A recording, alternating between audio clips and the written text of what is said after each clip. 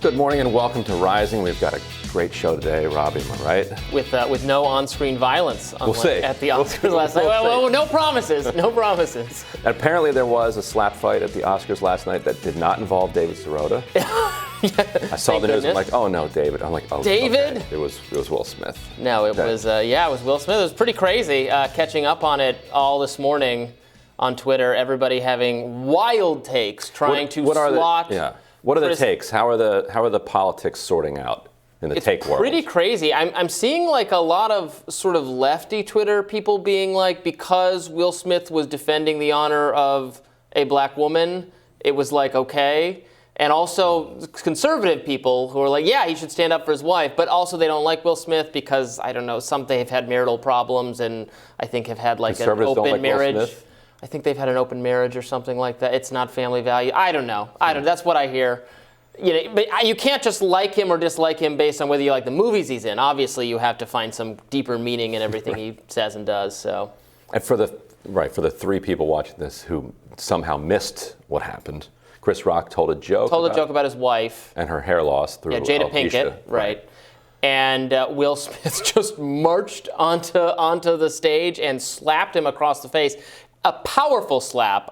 You don't want to get beaten by Will Smith, let alone on television in front of whoever's watching. To me, I think the idea that you would set this precedent that it's okay to do this is dangerous to comedians across the country. Absolutely. Like, so now somebody's getting heckled in the audience, and the whole point is like heckling in the back and forth, and you insult people, and they get insulted, and you pay to be insulted by the comedian.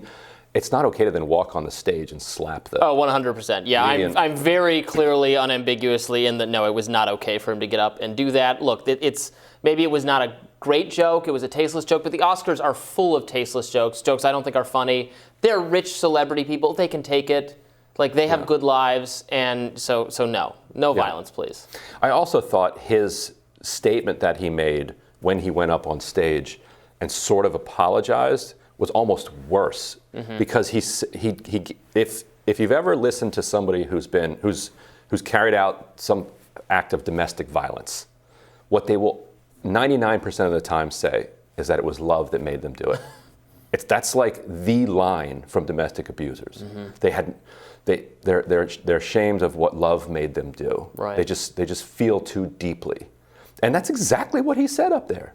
Well, some people think he did it as part of a deliberate government plot to distract us from what's going on in Ukraine, and I guess that worked. Agent Smith.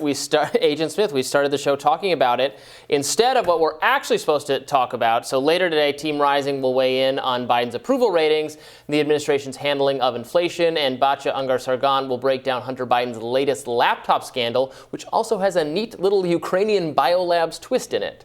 Plus, Caitlin Burns and Natalie Dowzicki will discuss Ron DeSantis' refusal to acknowledge Leah Thomas as the women's NCAA champion in freestyle. Speaking of distractions, now we're going to get into Ukraine. So President Biden took a trip to Poland, and he declared that Putin, quote, cannot remain in power, and that was during his final day in Europe in a speech. Let's watch. A dictator bent on rebuilding an empire will never erase a people's love for liberty. Brutality will never grind down their will to be free. Ukraine will never be a victory for Russia, for free people refused to live in a world of hopelessness and darkness. We will have a different future, a brighter future, rooted in democracy and principles, hope and light, of decency and dignity, of freedom and possibilities. For God's sake, this man cannot remain in power. Former presidential candidate Tulsi Gabbard responded to Biden's speech saying, quote, here we go again, another regime change war. The target, nuclear-armed Russia. Regime change is the true intent of Biden admin's policies, which will have catastrophic consequences for Americans and the world. Meanwhile, Glenn Greenwald blasted Biden's words as reckless and said unintended escalation from miscommunication and misperception could be just as bad as deliberate war. However, Secretary of State Antony Blinken told reporters that the U.S. has no plans for regime change in Russia and added that the U.S. is providing all the humanitarian support we can to reinforce NATO. So I mean, I agree with the critics. Why say that? That is not our explicit goal. And look, I've said this before in discussion with you and with Kim. Kim and I have some disagreements on this. I think if regime change happens as a result of this war, okay, that would be one thing. Is it a explicit goal we talk about? No, because that will not help shorten the war, and the goal is to end the war as quickly as possible. And I don't see, what the benefit of using that language is for the U.S. And then it's clear that was not part of a deliberate strategy. It's just something he said. It was not prepared. It's not the State Department's standpoint. So then it was sloppy and wrong. Right, and it's another piece of evidence for why war needs to be avoided at all costs.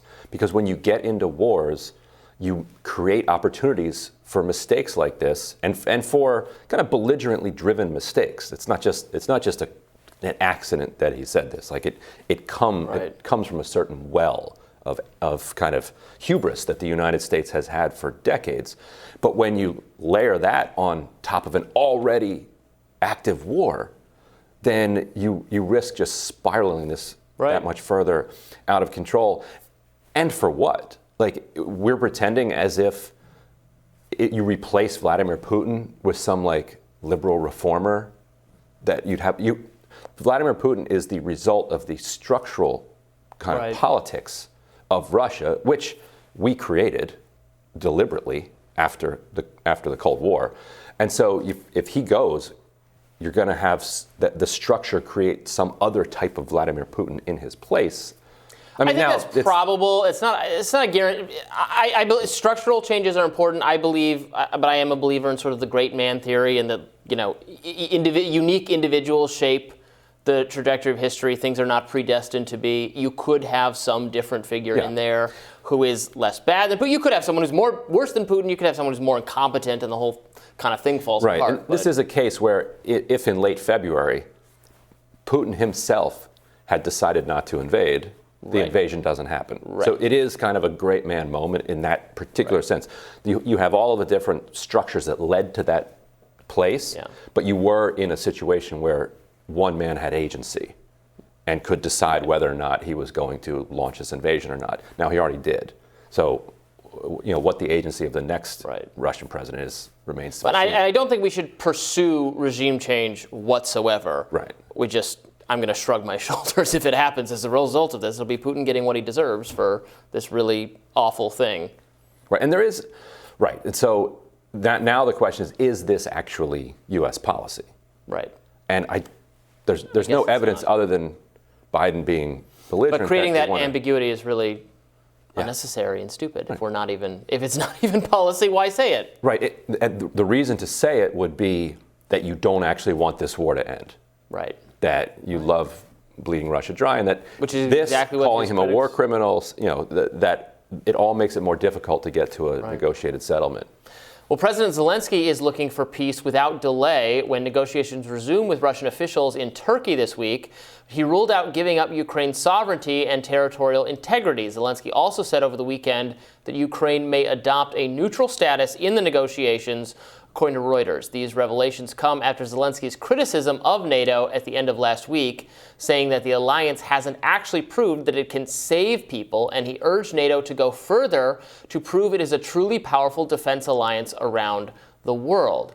Now, French President Macron has called for a de-escalation of words and actions in dealing with the Ukraine conflict, specifically pointing to Biden's earlier remarks, quote, "Well, I wouldn't use this type of wording because I continue to hold discussions with President Putin," Macron told the French media. Right, exactly. Right. That's exactly it. Yes, don't use that language. Right, because then the negotiations become that much more difficult. And so Zelensky he gave an interview with Russian media.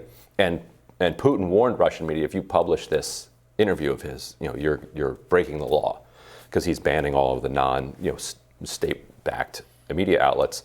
But we learned what the interview said anyway, and he said that he's fine with Ukraine becoming a neutral country, which was one of the demands of Russia. And he said he's willing to negotiate the status of these breakaway regions.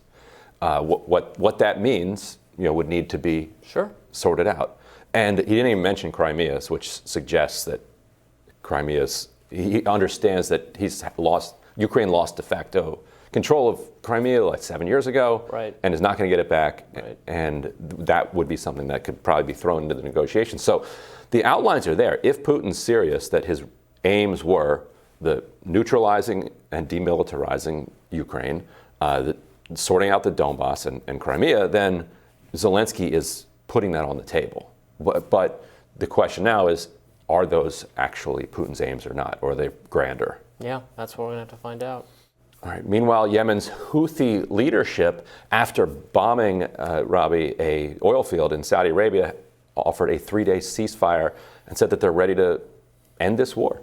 And it feels like, why not? Like Saudi Arabia at this point is, they are themselves 7 years into this war, and it's becoming more and more humiliating for them, which it might be the only thing that is going to prevent them from ending it at this point. Because they don't want to be the shame of losing, but Right. the shame of continuing is something as well. Right, because the Houthis are showing real capacity at this point.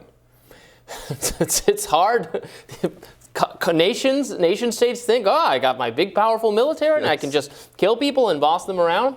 Doesn't work. It turns out they can shoot back too People sometimes. shoot back, and you just get bogged down in these conflicts that help no one, that just cause people to die. Yeah, better to not start wars. Yeah, wars are bad. Yeah. We're still learning that over and over again. Humans have been learning that for thousands of years, but hasn't quite sunk in yet. Yeah, it's the parallels. They both started roughly around the same time. These conflicts, though, the U.S.-backed Saudi war in Yemen has been simmering and has been a hot war the entire time, whereas the Ukraine-Russia conflict, Right. hot in Donbass, but then exploded onto the world stage. Right, took us all by surprise a little bit. Yeah. Yeah. All right. Well, we'll tell you what's on our radars up next.